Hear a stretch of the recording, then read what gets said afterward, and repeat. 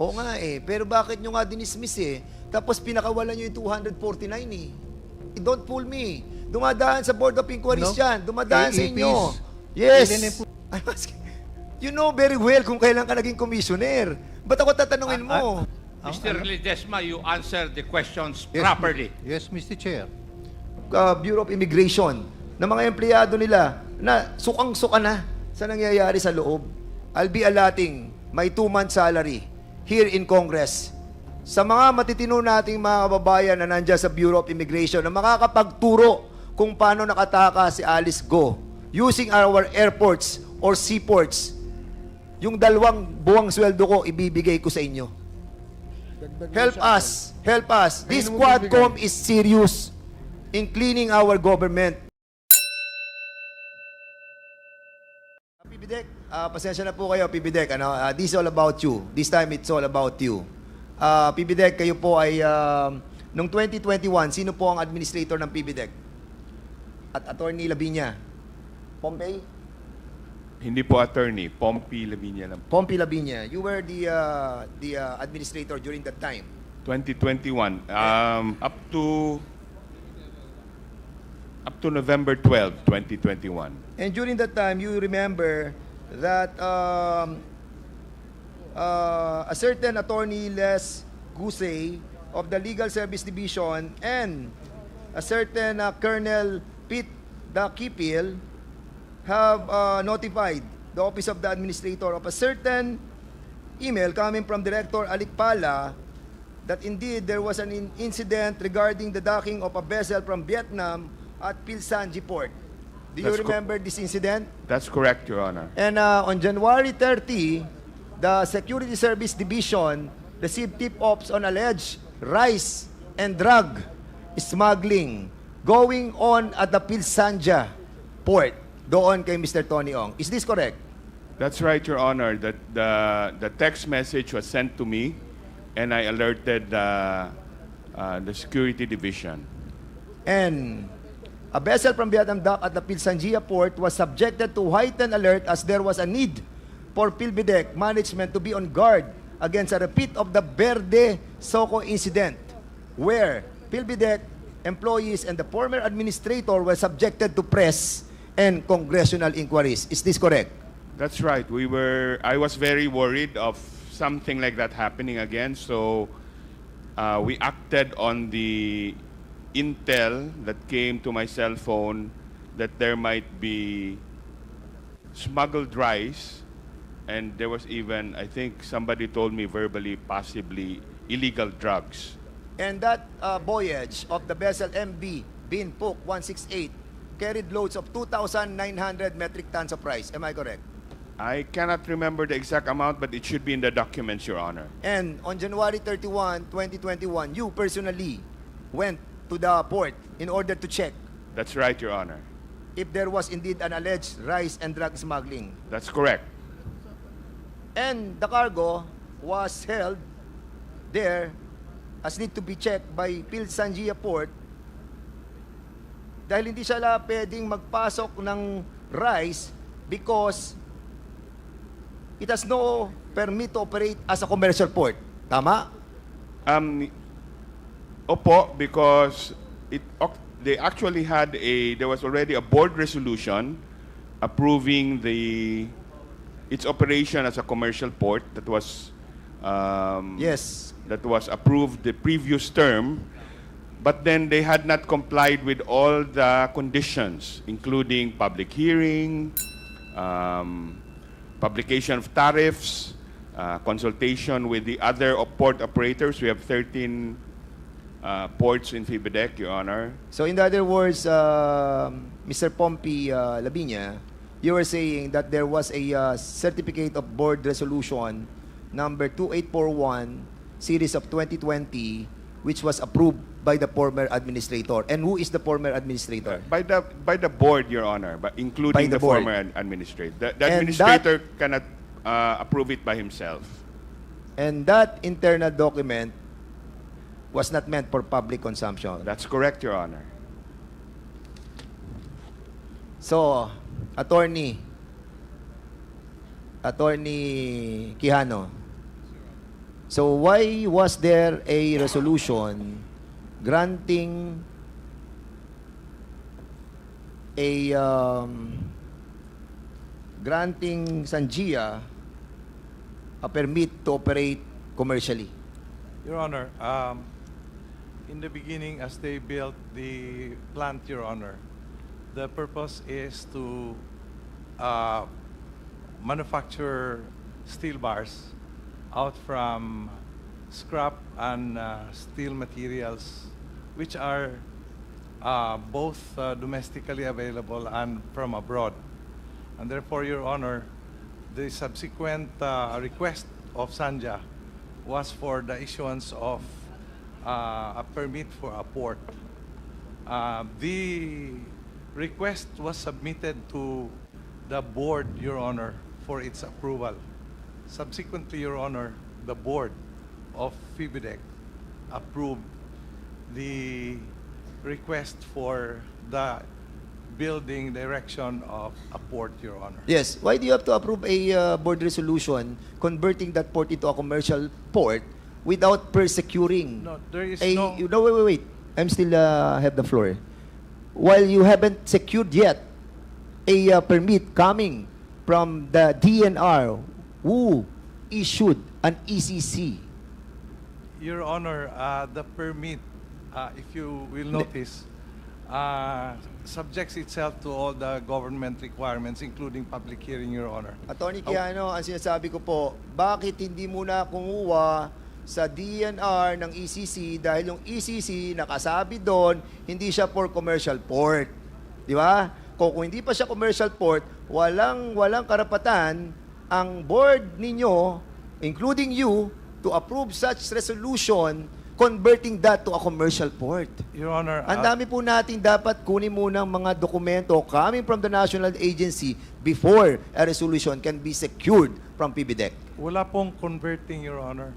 Ha? The request for a port was hindi po converting to a commercial port.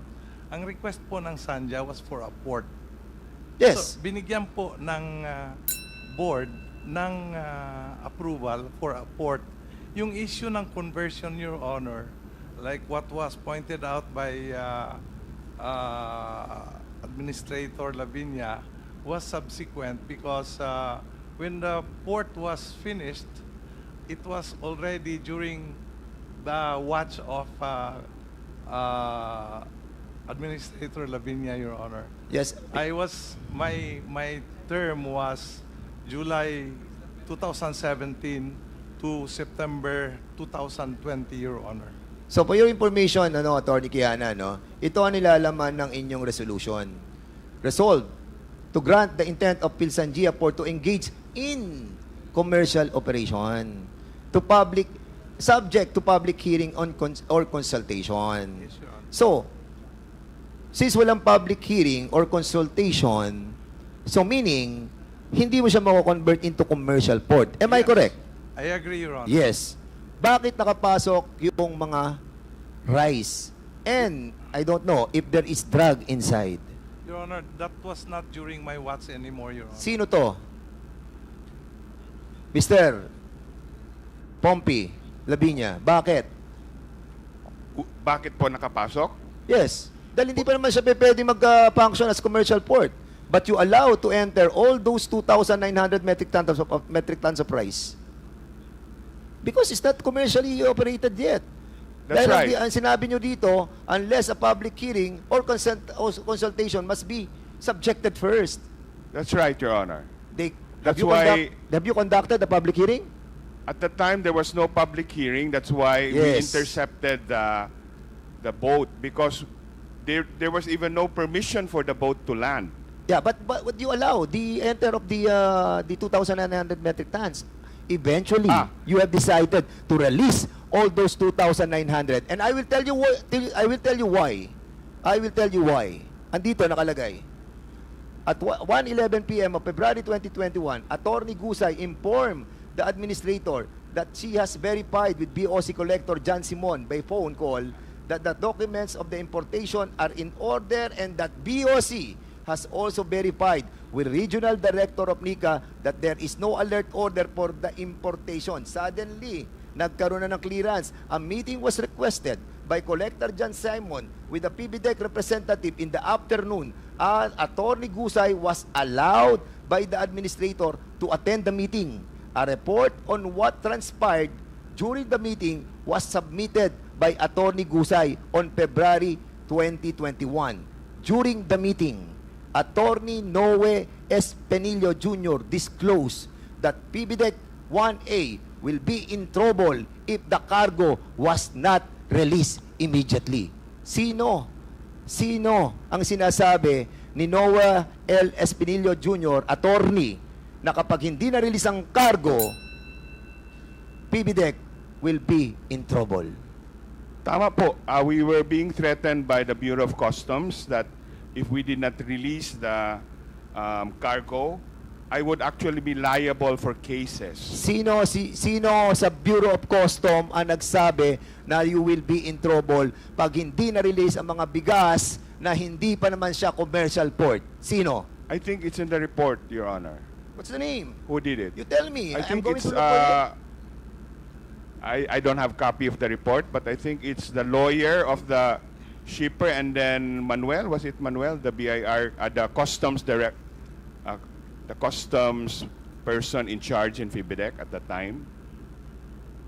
Who's the And in fact, Your Honor, Commissioner Guerrero? No, si Commissioner Guerrero, nag-imbestiga si Secretary Dominguez after. Because they were actually thinking that I was holding the view of the customs and the view of the Department of Finance that I was holding the cargo illegally. Okay, Mr. Chairman, I know that this will take so long, no? This will take so long. We are not done yet. It's already 11:30 and I have an issue first with the immigration. But Labinya, Attorney Labinya, Pompey Labinya. Yes po. We will be inviting you over again in the next hearing. Opo. We have to settle this issue. And we will Opo. be inviting those Bureau of Customs who have signed the release of this illegal smuggling of price sa Sanjia. Not yet a commercial port, pero ni-release. And even yung initial indication that there are illegal drugs shipment inside was also cleared by NICA. Am I correct? Yes, after the I had the K9 dog sniff all of the cargo, Your Honor. And then the report that we got had come from NICA. That was what they said. But then NICA denied that there was such an intel report, Your Honor. But of course, I cannot verify 100% that the report actually came from NICA. I was told that the report came from NICA. Okay, thank you so much. In the Mindanao Container Terminal, you know that Mindanao Container Terminal? Yes, Your Honor. Yung 48 hectares under the PBDEC port natin, Yes, Your Honor. which is being handled by the ICSTI. Yes, Your Honor. And during that time, there is a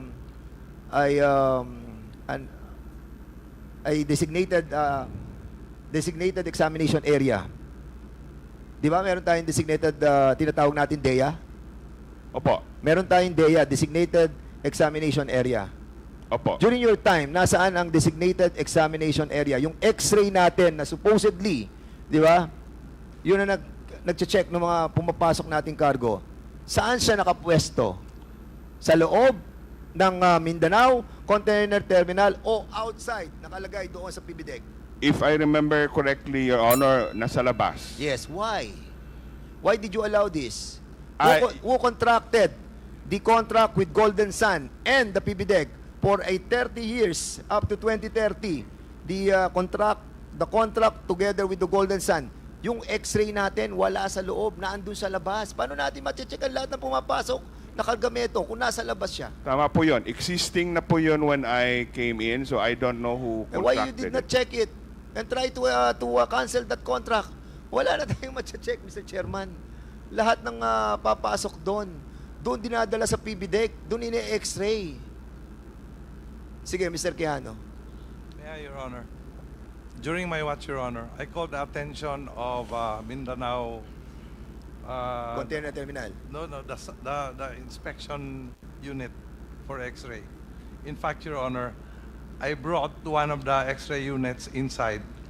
However, you know, Your Honor, because of that, I got the heat, and the people operating the X-ray got so angry. Eventually, Your Honor, customs insisted. And who owns the Golden Sun that operate as a service provider for that X-ray? I cannot. What is the name? Kilala mo to. You tell us. I cannot with certainty say that, Your Honor, because I was not a contracting party of Golden Sun. The Golden Sun contract was entered into before my watch, Your Honor. Mr. Pompey, who owns the Golden Sun? I do not know, Your Honor, but the documents should be in FIMBIDEC. PBD, kayo pareho eh. Ba't hindi nyo alam? Is it Dennis Oy? Yes or no? Ano po? Dennis Uy. I don't recognize that name, Your Honor. Sa Golden Sun? Yes or no? Hindi. I don't recognize the name. I don't know. Hindi mo kilala yung Dennis Uy. Hindi ko po kilala. Ikaw, Mr. Quilano, hindi nyo kilala. I haven't read the contents of the contract, Your Honor. And the contract states up to 2030. Yeah, it Correct? was the previous administration, Your Honor. And the X-ray, it's outside the terminal. Unfortunately, Your Honor, despite my protestation, it was brought out by the customs At men. dito papasok ang lahat ng hindi mo dumadaan sa X-ray. Mr. Chairman, all the cargos na nanggagaling po sa Mindanao Container Terminal, dumadaan sa kanilang X-ray doon sa labas ng terminal. Saan ka naman nakakita ng ganitong klase ng... Correct. Nakalabas na yung cargo bago may dadaan sa X-ray. And they have contract until 2030. Mr. Chairman, we need to investigate this further. Punta po tayo sa immigration. Immigration. Doon sa Miss Alice Guo, remember that we have talked about the yung mga nahuli na mga 323 na mga Chinese sa Baofu. And remember that sabi ko sa iyo na kung may kilala ka sa immigration and you attended a Christmas party kay Attorney Carlos Capulong. Yes po, Your Honor. And you told me na kilala mo siya at ikaw yung guest speaker sa Christmas party. Your Honor, I was invited. Hindi naman po talagang guest speaker po. Pero you are special kasi nga ako hindi nga ako naiimbita dun. Ikaw naiimbita. Sorry ako. Okay. Mr. Attorney Carlos Capulong, gaano mo kakilala si Alice Guo? Good afternoon, Your Honor. Yes, good afternoon. Mr. Good Chair. evening. Good evening, Your Honor. Mag-good morning na, 30 minutes na lang. Yes, sir. Gaano mo kakilala si Miss Alice Guo? Good friend, Your Honor. How good is the friendship? We met over time, Your Honor. We met sometime May 2021, and then communicating. Then sometimes we go out for lunch or dinner, and then during that time I saw her. When I met her, she was not a mayor yet. She was an ordinary citizen. She was a businesswoman. And then I met her again personally during, I think it was sometime September of 2022. I went to the opening of Clark International Airport. All the LGUs of Pampanga and Tarlac were there. It was the opening. It was together with all the officials, and the president was there. My commissioner was there, and that's the time we... Bakit naman siya naisipan mong imbitahan sa Christmas party? Well, actually, it was just a chance invitation, Your Honor. Because since we met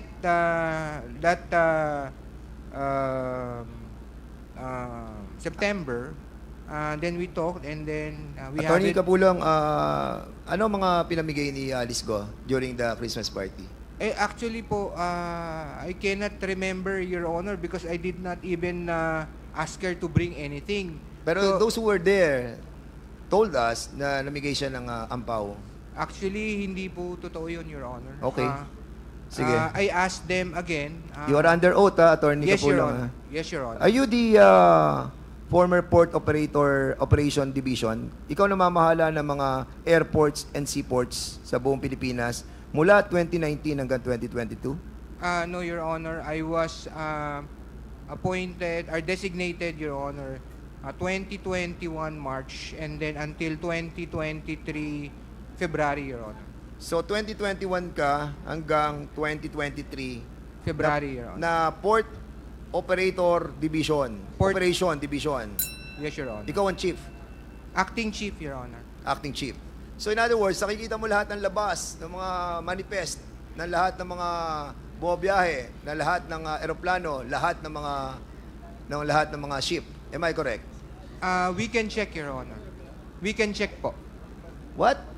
Pwede po namin i-check, Your Honor. Of course, you're the chief division na operating Yes, Your ano. Honor. Ikaw yun. Yes, Your Honor. Yes, Di ba? Mr. Chair. Kung ikaw ang pinaka-chief, alam mo nangyayari sa lahat ng airports, sa lahat ng seaports sa buong Pilipinas. Am I correct? And you were assigned.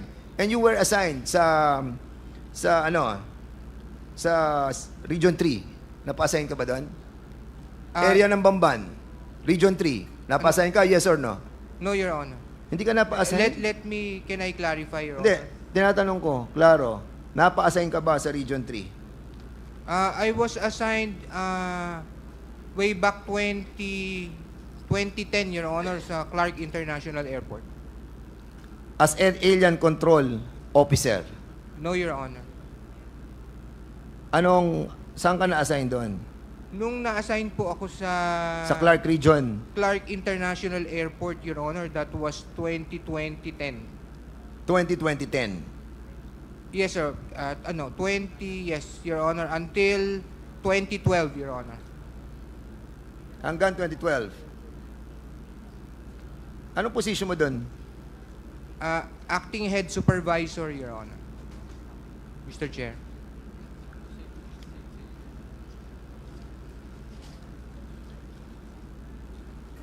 You have a law firm, attorney? Wala po, Your Honor. Are you related to Michelle Mabute? No, Your Honor. Isn't she your girlfriend? No, Your Honor. You have you have a child with her? No, Your Honor. Are you sure? Yes, Your Honor. Okay. I want to make it sure. Right now you are suspended, am I correct? Yes, Your Honor. Why are you suspended? It stemmed for a case that a visa that I prepared and reviewed two visas, Your Honor, that I prepared and reviewed, and then it was approved by the Board of Commissioners, and then after post-audit, Your Honor, it was determined that there was a problem with regard to, I'm not sure, Your Honor, with the non-registration of the entity, Your Honor. Okay. During the time that you were with not yet suspended, together with Attorney Gemma de la Cruz, Attorney Siriban, and Attorney Vera, were you a part of the hearing officer who heard the 9G visa? Yes or Your no? Honor. Yes, Your Honor. Yes, okay.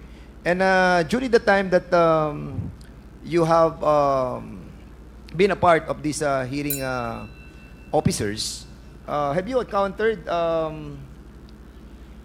yung issue nung 323 na mga na-apprehend doon sa Bamban? No, Your Honor. No. I was the Yes. I was in the airport that time, Your Honor. And during that time, you have already established your position in that area. Am I correct? What area, Your Honor? Yung current before you were suspended. Saang position pa? I was at the airport, Your Honor, 2021 to 2023 February, Your Honor. Kasi alam mo, Attorney Carlos, hindi naman sa pinagbibintangan kita. Ako lang naman. Pero nag-wonder lang po ako dahil kayo po yung Port Operation Division Chief for 2021 to 2023 And then, yung kaibigan mo, si Alice Guo, na kasama mo sa Christmas party, and she was able to leave the country, na nagulo ang buong Pilipinas, hindi malaman kung saan siya dumaan. Alam mo, gulong-gulo kami, attorney. Actually, lahat ng mga Pilipino, nagtatanong paano siya nakaalis. And your friendship with her, and you being a part of that division for so long, from 2021 to 2023, give us a cloud of doubts about what really happened. But we are not accusing you of something, no? I hope you understand the role of this Quadcom in investigating deeply on what really transpired, no? And accordingly, Mr. Chairman, yung 323 na Chinese nationals na nahuli doon sa Banban, sa lugar nila Miss Alice Guo, this was heard by the Bureau of Custom. Commissioner Morente, sino po ang nag-hear ng kaso ng 323 foreign nationals who were apprehended from Banban, Tarlac? I think the figure, sir, is 332. 332, That yes. was the joint operation with the NBI and the BI. The hearing officer for charging them at the legal division, I think was it's headed by Attorney Arvin Santos, and then the Board of Special Inquiry that heard the case was the retired Attorney Ronaldo Ledesma, Your Honor. So, si Attorney Ledesma ang hearing officer ng Bureau of Special Inquiry, Board of Inquiry. Am I correct? Siya ang That's Executive correct, Your Chairman of BSI, and si Attorney Ruben Casibang ang Deputy BSI. Tama? Mr. Chair, may I clarify, please? Yes, please. Mr. Chair, please. Good evening. Good morning. The resolution of the case was prepared by Attorney Kalingasan of the BSI, and then it was reviewed by Attorney Kasibang, and I approved the recommendation to approve, and then we submitted the approved recommendation for the approval of the Board of Commissioners. Ang tanong ko sa iyo, Attorney Ledesma, all of these 332 foreigners, do they have AEP, Alien Employment Permit? Mr. Chair, please, according to the records, they were charged under Section 37A7 because they were not properly documented and they did not have valid working visas and permits. Yes, correct. But the case against the 249 Chinese nationals were all dismissed. In other words, hindi sila na-deport. That is correct, Mr. At Chair. andito sila sa Pilipinas, gumagala pa rin sila. Correct? I do not know if they're still here in the Yes. Philippines, Mr. Chair. Andito sila. It's been 3 years. Now, ang tanong ko sa iyo, the process of getting a 9G visa is to have the AEP, correct? Mr. Chair, please, the process of issuing No, 9G... no. Answer me. Ang sinasabi ko, the process of getting a 9G visa is to secure an AEP coming from the Department of Labor and Yes, Employment. Mr. Chair. Correct? Yes, Tama. Mr. Chair. That is Okay. the primary Ang tanong ko sa requirement. iyo, Attorney Ledesma, yung 249 na pinakawalan ninyo, meron ba silang AEP na galing sa DOLE? According to the records... and According to the records according o to according to the report, DOLE? Did you have a due diligence sa DOLE about the AEP prior to your issuance of 9G visa to those 249 Chinese nationals? Do you have? we did not check You did the not AEP, get a due Mr. diligence Chair. from DOLE? DOLE. Please, DOLE. Asan ang DOLE? We invited DOLE. Can you kindly tell us kung yung sa Banban, Tarlac that was apprehended by NBI and Bureau of Immigration have AEP. How many AEPs did you release for Hongshen?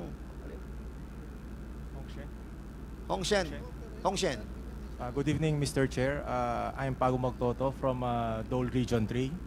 So, per our alien employment permit monitoring system, sir, both old and new, for year 2021, we have issued 19 AEPs or alien employment permits.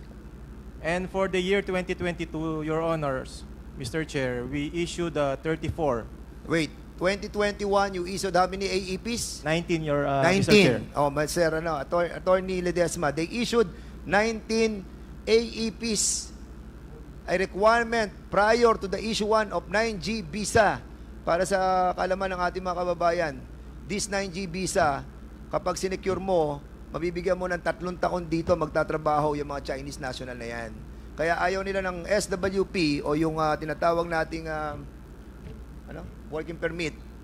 Dahil yon 6 months lang yon. And AEP is one of the requirement of the 9G visa para makapagtrabaho dito yung mga Chinese na yan. And, of course, dapat, kung magtatrabaho sila dito, priority natin ang mga Pilipino. Pero hindi pina-prioritize. Saan ang galing, Attorney Ledesma? Kung 19 lamang ang nakuwang nabigay nilang AEP doon sa Hongshen, yung nahuli doon na 332, pinakawalan nyo yung 249, okay? Saan ang galing ang AEP nila? They were charged, Mr. Chair, with working without visas and permits. Oo nga pero bakit nyo nga dinismiss Tapos pinakawalan nyo yung 249 It's a matter of the rules of evidence, Mr. Chair. That's why they were released. Wala na nga silang AEP. Di ba? Sinasabi na ng Dole, 19 lang ang AEP.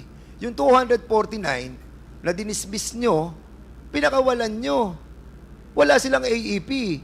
In other words, kung wala silang AEP, hindi nyo sila pwede bigyan ng 9G visa. Correct? Yes or no? We do not issue 9Gs, Mr. Chair, the BSI. So anong in-issue nyo sa kanila? The 9G visas are issued by the Board of Commissioners through the Legal Division. Of course. Not the BSI. At dumadaan yan sa Board of Inquiries, of Special Inquiry. Don't fool me. Dumadaan sa Board of Inquiries yan. Dumadaan sa inyo. Yes. Alien employment permits, Mr. Chair, during my time there at the Bureau of Immigration, we do not process 9Gs. Hindi nyo pinaprocess ang 9Gs because ang nag-a-approve nun, Commissioner. The 9G visa applications are processed by the Legal Division. Legal Division, Yes. and then, saan siya dadating? Dadaling siya sa, bago siya dumating sa, sino ang pumipirma sa kanila? Mga commissioners, correct? Yes, Mr. Chair. And you are one of the commissioner. Mr. Chair, You were one of the commissioner during that time, correct? I was the executive chairman of the Board of Special Inquiry. Of course, but you are also the commissioner. Tama? Yes or no? Commissioner ka din Assign ka lang sa Board of Inquiry Tama? Ikaw ay isa sa commissioner during that time, and then you were assigned as the head of executive director of the Board of Special Inquiry. Di ba? Are you a commissioner during that time? Yes or no? What date, Mr. Chair? I'm asking. You know very well kung kailan ka naging commissioner. Ba't ako tatanungin mo? I was never commissioner, Mr. Chair. Ano ka doon? Officer in charge. Officer in charge. You were not a former commissioner of the BOI? Never. Ayan o. Are you Rolando de Ledesma? Never a commissioner. Mr. Chairman, I will show you. Ayan ang mga pangalan niya. Ronaldo Ledesma, officer in charge, commissioner. Hindi ka ba? I'm not. Wait. I was officer in charge, not commissioner, Okay, Mr. Chairman. You are OIC.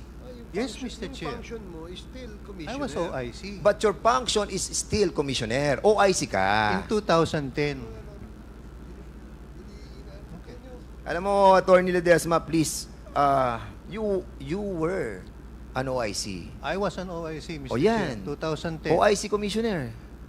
OIC lang ho nakalagay sa akin. Hindi Tama. commissioner. How many Chinese people have you recognized during your incumbency? Mr. Chair, I don't remember, Mr. Chair. Mr. Chair, Congressman Akop, with the indulgence of Congressman Fernandez. ano bang diferensya ng OIC at saka OIC Commissioner? Mr. Ano? Ledesma, you answer the questions Yes, properly. Yes, Mr. Chair. The Commissioner And can you act- wait for the acknowledgement of the chairman before you answer. I'm That's sorry, the Mr. rule. I'm sorry, Mr. Chair.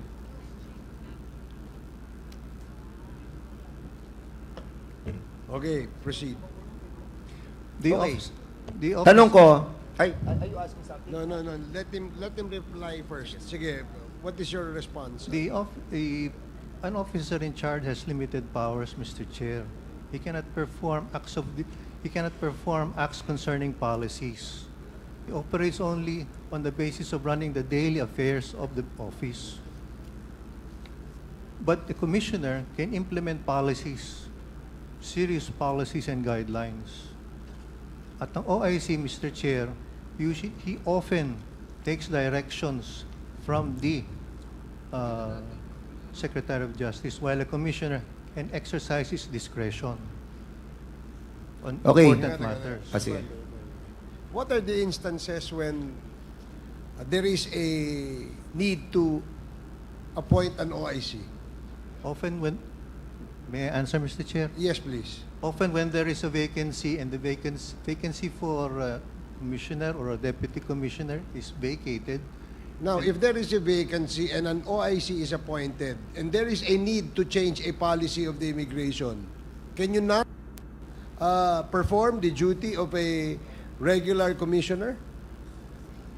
we have to seek the permission of the secretary, Mr. Chair. In fact, the orders, instructions have to be countersigned by the secretary.